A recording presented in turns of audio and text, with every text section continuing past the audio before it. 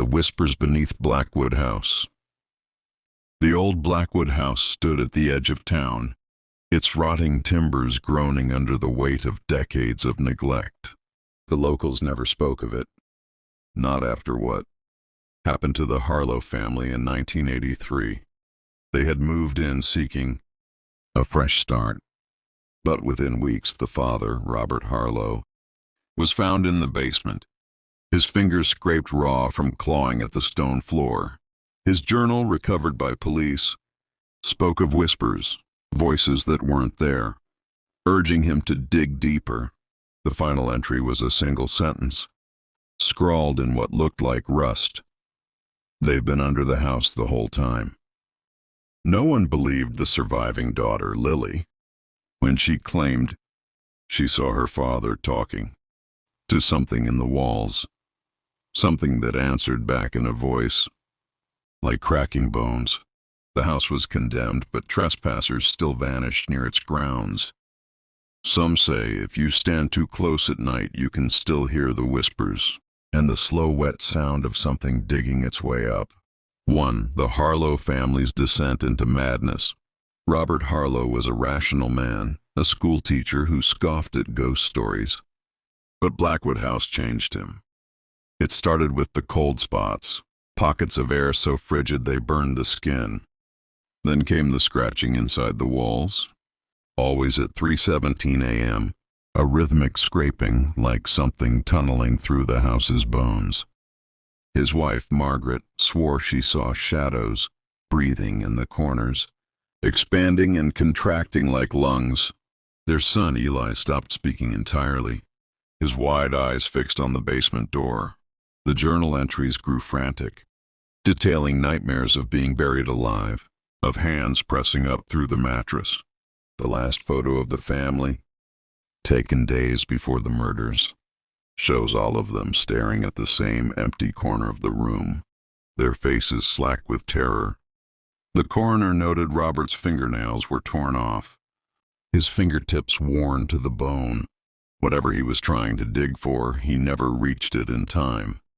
2. The basement's hidden truth. The police found the basement floor torn apart, the concrete shattered as if something had erupted from beneath. But the worst part, the dirt below was warm, steaming in the cold air, and stank of spoiled meat. Forensics uncovered strands of hair too coarse to be human, tangled in the broken floorboards. A contractor later admitted that when he tried to seal the basement, his drill hit something hollow, a cavity that shouldn't exist. When he shined a light inside, something blinked back. The house's original blueprints, dug up from town records, showed no basement at all. Yet there it was, a gaping maw in the earth, its walls lined with deep, parallel grooves, claw marks, but from something far larger than a man. 3. Lily Harlow's account. Lily was 7 when she survived. She spent years in psychiatric care, screaming whenever she saw dirt or heard digging. In whispered therapy sessions, she described the people under the floor, faces pressed against the basement walls like wet paper, their mouths moving in silent pleas. The night her family died, she woke to her father's voice chanting downstairs. When she crept to the landing, she saw him kneeling, his forehead pressed to the floor as if listening.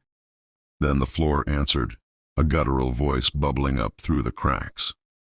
She ran, but not before seeing the shadows detach from the walls, skittering toward her father on too many limbs. The last thing she heard was her mother's scream, cut off by a sound like 1,000 teeth grinding together. Or the disappearances around Blackwood House. After the Harlows, the house stood empty, but the woods around it became a hunting ground. Hikers reported seeing a tall man standing motionless between the trees, his arms too long, his face smooth and blank. Those who approached never returned. Search teams found their belongings neatly stacked near the house, their shoes filled with damp soil. In 1999, a group of teenagers broke in on a dare. Only one emerged, babbling about a door that wasn't there before. When police searched, they found the basement walls weeping a thick black fluid. Lab tests identified it as a mixture of human blood and an unknown organic compound, something that reacted to light, twisting away like a living thing. 5. The whispers that never stop. Neighbors swore the house was alive. They heard voices through the walls at night, fragments of conversations in the Harlow's voices, though the family was long dead. Recordings captured whispers in no known language, a wet, clicking dialect that made listeners nauseous. Paranormal investigators who spent the night reported being touched by invisible hands, their skin blistering where fingers brushed them. One man, a skeptic, entered the basement with a flashlight. His camera later showed him standing perfectly still, his head tilted as if listening, while something behind him unfurled from the darkness, its mouth stretching wide enough to swallow the lens hole. 6. The final revelation. In 2018, an urban explorer sneaked into Blackwood House, live streaming his descent into the basement. Viewers watched as his flashlight flickered over symbols carved into the walls, ancient, jagged things that hurt to look at. Then the camera tilted, catching movement in the dirt floor. Something was rising, a skeletal hand crusted with grave soil. The stream cut off as the man screamed, but not before millions heard the voice, a chorus of whispers, harmonizing into a single sentence. "We've been waiting." Authorities found the camera buried 6 feet under the basement.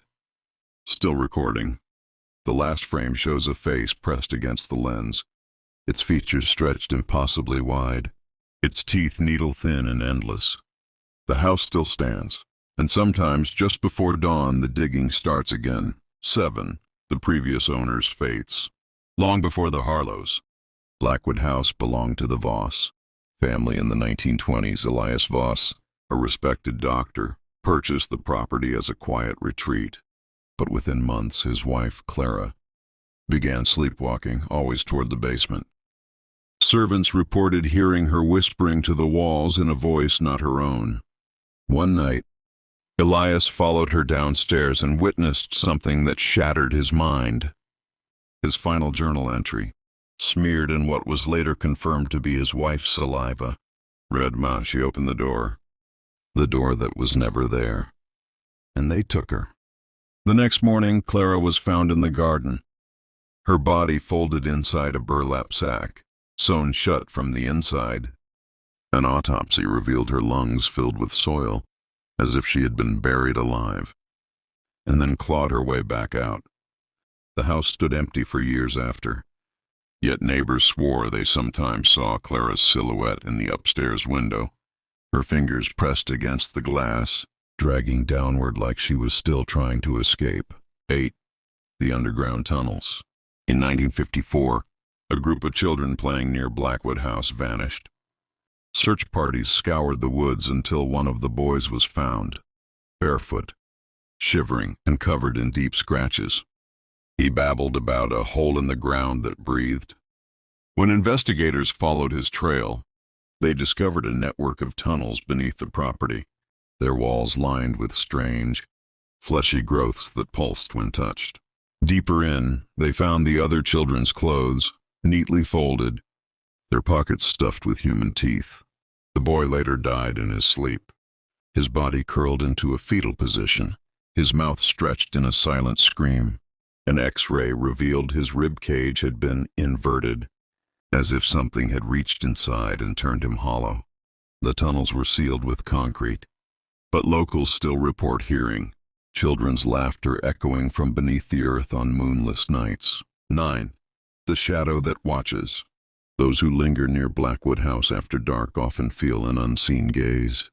Security cameras from neighboring homes have captured a towering figure standing just beyond the tree line, a silhouette too tall, its limbs too elongated, its head tilted at an unnatural angle. The figure never moves, never blinks. But when zoomed in, its face is a smooth, featureless void, except for the mouth, which stretches into a grin only when no one is looking directly at it. One trespasser, a YouTuber named Mark, set up infrared cameras inside the house. The footage shows him walking through the halls, unaware of the shadow creeping behind him, always just out of frame, always mimicking his movements. In the final clip, he turns, his face frozen in recognition before the camera is knocked over. The last thing recorded is a wet, guttural voice whispering, "You should have run." His body was never found, but his camera was discovered in the basement. Its lens cracked from the inside, as if something had bitten down on it. 10. The door that shouldn't be there. The most terrifying aspect of Blackwood House is the door. Not the front door, not the basement door, but the other one. Survivors, those who lasted long enough to escape, all describe it. An old, oak door with a rusted iron handle, appearing in different parts of the house at random. It's cold to the touch, and behind it, there's the sound of something breathing. In 2007, a paranormal investigator named Dr. Lyle Carter documented his encounter with the door. His audio recorder captured 3 distinct knocks from the other side, matching the rhythm of a human heartbeat. When he reached for the handle, the wood flexed, as if something were pressing against it from within. His last words before the recording cuts to static. "Oh God, it's not a door, it's a throat." His team found his equipment scattered in the hallway, the microphone coated in a thick, black slime that squirmed when exposed to light. The door was gone, but on the wall where it had been, written in what smelled like rotting meat, were the words, "We open soon. Final thoughts." Blackwood House still stands. The police have given up. The church refuses to bless the land. And every year, on the anniversary of the Harlow murders, fresh dirt is found piled at the basement entrance, as if something has been digging its way out. Do you hear it? The whispers, the scratching? They're getting louder.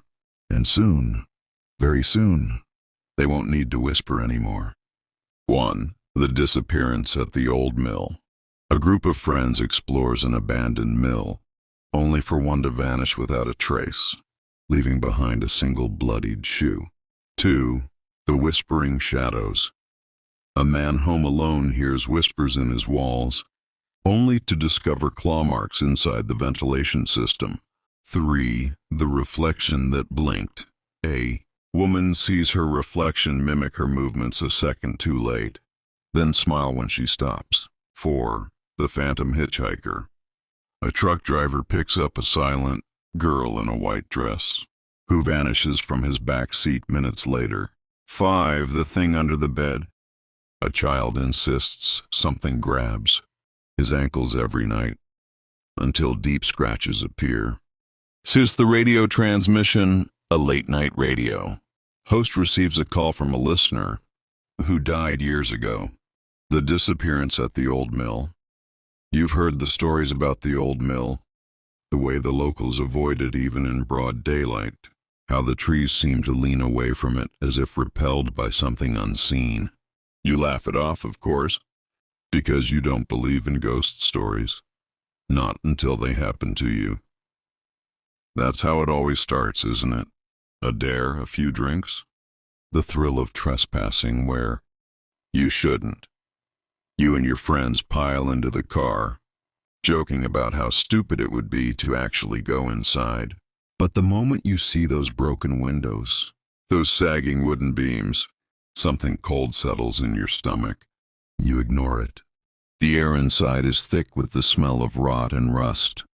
The floorboards groaning under your weight like something beneath is shifting, moving, making space for you. Your flashlight flickers, just the batteries.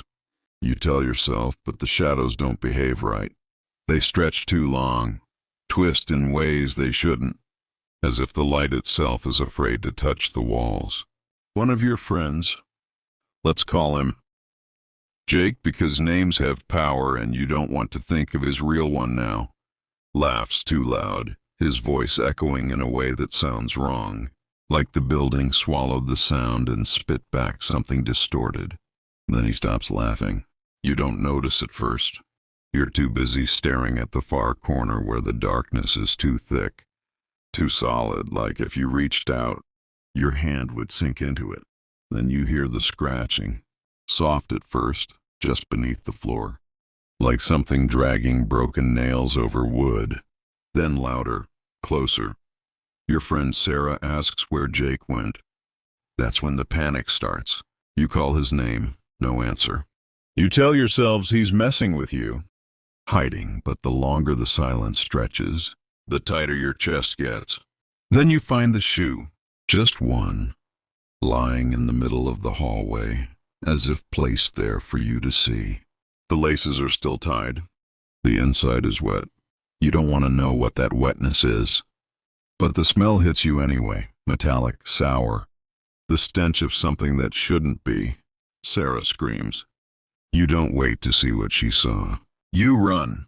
The police search the mill the next day. They find nothing. No footprints, no signs of struggle. No Jake, just that shoe. Now sitting in an evidence locker somewhere, still damp. The official report calls it a runaway case, but you know better.